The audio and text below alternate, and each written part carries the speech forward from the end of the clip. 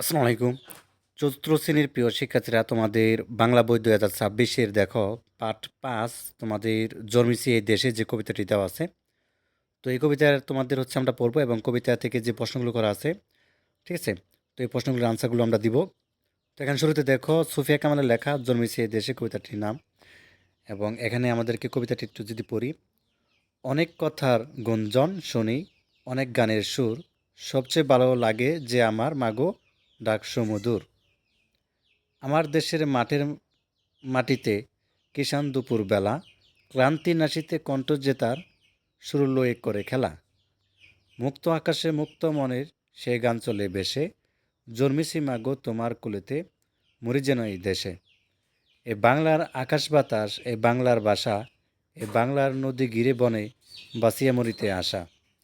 শত সন্তান সাত করে এর দলি মাখি সারা গায়, বড় গৌরব মাথা উঁচু করি মানুষ হইতে চাই।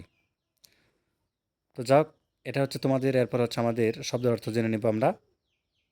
যাক, আমরা শব্দ অর্থ জেনে দেন হচ্ছে যে প্রশ্নগুলো আছে সেগুলো জানবো। আচ্ছা, কিষান মানে হচ্ছে চাষি, ঠিক আছে? কিষান অর্থ কি? চাষি। ক্লান্তি নাচিতে, ক্লান্তি অর্থ হচ্ছে দূর করতে, এবং গিরি শব্দ অর্থ হচ্ছে পাহাড়। আর গুঞ্জন মানে কি? গুনগুন আওয়াজ। গৌরব মানে সম্মান বা গর্ব। দুলি অর্থ দুলা। মুক্ত আকাশ অর্থ খোলা আকাশ। মুক্ত মন হচ্ছে উদার মন। আর স্বাদ মানে হচ্ছে ইচ্ছা। আর সুমধুর অর্থ হচ্ছে অতিমধুর। আচ্ছা, এখানে কবিতায় যা বলা হয়েছে দেখো। এ কবিতায় দেশকে ভালোবাসার কথা বলা হয়েছে। দেশ কবির কাছে মায়ের মতো। এদেশে কবি জন্মেছে, এদেশেই তিনি মরতে চান। দেশের মাটি ধুলি গায়ে মেখেই সবাই বড় হয়। আচ্ছা, এরপরে দেখি আমরা অনুশীলনী প্রশ্নগুলো রয়েছে। তো এখানে বলছে যে কবিতা থেকে মিল শব্দ খুঁজি, যেমন বেলা, খেলা, এরকম হচ্ছে যে মিলগুলি শব্দ রয়েছে সেগুলো আমরা খুঁজবো। এবং এরপরে রয়েছে বাক্য লিখি, গুনগুন, এটাতে বাক্য লিখবো। চাষি দিয়ে, ক্লান্ত দিয়ে, সম্মান দিয়ে, নদী দিয়ে, পথ দিয়ে, এগুলো হচ্ছে বাক্য লিখবো। তো চলো আনসারটা দেখি। আচ্ছা, তাহলে খেয়াল করো, বেলা, খেলা, তাই না? বেশে, দেশে, এটা মিলতেছে। তুমি লিখবা হচ্ছে ভাষা, আশা, গায়, চাই, ঠিক আছে? আকাশ, বাতাস, সুর, সুমধুর, মিলতেছে। অর্থাৎ যে শব্দগুলো হচ্ছে মিলে, এগুলো হচ্ছে এখানে লিখে দিবা। আচ্ছা, এরপরে দেখো আমাদের বাক্য লিখতে বলা হয়েছে ২ নঙে। বাক্য লিখি, যেমন গুনগুন দিয়ে বাক্য লিখি কি? মিলি গুনগুন করে গান গাইছে। আচ্ছা, চাষি দিয়ে লিখি, চাষি ক্লান্ত হয়ে বিশ্রাম নিচ্ছে। ক্লান্ত, সে ক্লান্ত হয়ে ঘুমিয়ে পড়ল। সম্মান, বড়দের সম্মান করা উচিত। নদী, নদীতে নৌকা চলে। পথ, পথ অর্থ হচ্ছে ছেলেটি পথে পথে ঘুরে বেড়ায়। আচ্ছা, এখানে দেখো আমাদের বলছে এখান থেকে শব্দগুলো নিয়ে শূন্যস্থান পূরণ করতে। এখানে আকাশ দেওয়া আছে, তারপরে কৃষক, পাহাড়, সম্মান, আরেকটা দেওয়া আছে পরিশান্ত। তো প্রথমটা হবে কি? আমরা বড়দের দেশ করব, কি করব? সম্মান করব। তো সম্মানটা বসবে হচ্ছে প্রথমে, ঠিক আছে? এই যে এটা, এটা কোথায় বসবে? এটা হচ্ছে যেখানে বসবে, লিখে দাও। আচ্ছা, ২ নম্বর বলছে শ্রমিক দেশ হয়ে বিশ্রাম নিচ্ছে, ক্লান্ত, অর্থাৎ পরিশ্রান্ত, এই শেষেরটা হবে।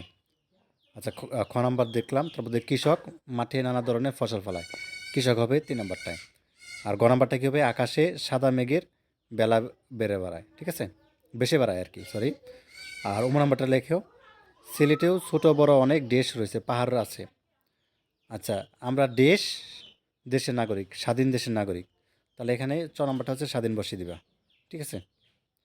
আচ্ছা, এরপর বলছে প্রশ্নের উত্তর বলিও লিখি। তো এখানে ক্লান্তি দূর করতে কৃষক কী করেন? বিশ্রাম নেন, তাই না? তুমি উত্তরটা কী হবে? বিশ্রাম নেন। উত্তরটি বলতে বলা হয়েছে এবং লিখতে বলা হয়েছে। তো তুমি হচ্ছে লিখে দিবা এই ক নাম্বারের ক নাম্বার আনসারটা কী লিখবা? বিশ্রাম নেন, ঠিক আছে? বয়স্কের বি, তালিবার সম, বিশ্রাম নেয়, ঠিক আছে? এটা হচ্ছে লিখে দিবা। আচ্ছা, এরপর হচ্ছে আমাদের কি বলছে? এরপরে আমাদেরকে বলছে যে ২ নাম্বারটা, খ নাম্বার, কবি কেন এই দেশে মরতে চান? দেশে প্রতি তার যে ভালোবাসা, ঠিক আছে? দেশকে তিনি ভালোবাসেন, এজন্য দেশেই মরতে চান, ঠিক আছে? তো তুমি লিখবা দেশকে তিনি ভালোবাসেন, এজন্য দেশেই মরতে চান। মা ডাক কেন এত ভালো লাগে? সুমধুর, এজন্য মা ডাক অর্থাৎ এত ভালো লাগে, ঠিক আছে? আচ্ছা, এদেশের শিশুরা কি হতে চায়? এদেশের শিশুরা কি হতে চায়? ঠিক আছে? আমরা কবিতার মধ্যে কি পড়েছিলাম? এদেশের শিশুরা কি হতে চায়? এদেশের শিশুরা হচ্ছে আহ, বড় হয়ে কি হতে চায়? বাংলাদেশের প্রকৃতির কি কি ভালো লাগে? বাংলাদেশের প্রকৃতি কি কি ভালো লাগে? গাছপালা, নদী নালা, এগুলো লিখে দিবা, ঠিক আছে? তো যাক এই ছিল তোমাদের হচ্ছে প্রশ্ন উত্তর। ঠিক আছে? ধন্যবাদ সবাইকে ভিডিও দেখার জন্য। আল্লাহ হাফেজ।